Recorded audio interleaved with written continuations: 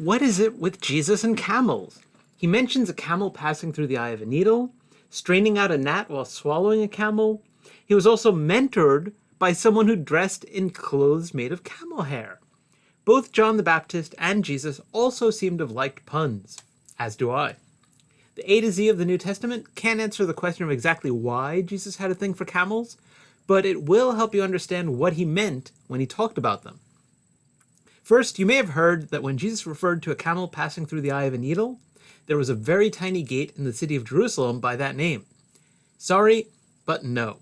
There's never been such a gate. That's an explanation that was made up to make the wealthy feel better. You'll hear lots of things in sermons and read them online, said with great confidence, and yet there's no evidence at all to support them. That's yet another reason why I've written this book. To be honest, my bigger concern is that most young people today have never sewed, and so talking about anything passing through the eye of a needle may not mean much to them. What about Matthew 23:24, where Jesus accuses the Pharisees of swallowing a camel while straining out a tiny bug? A small insect like a louse or weevil is galma in Aramaic, while gamla is how you say camel. So it's a pun. There had been debate about whether a tiny insect in your drink conveyed impurity. The consensus was that it did not.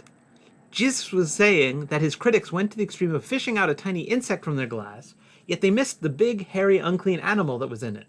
He was saying that they focused on tiny things and missed big ones. Oh, and John's camel hair clothing?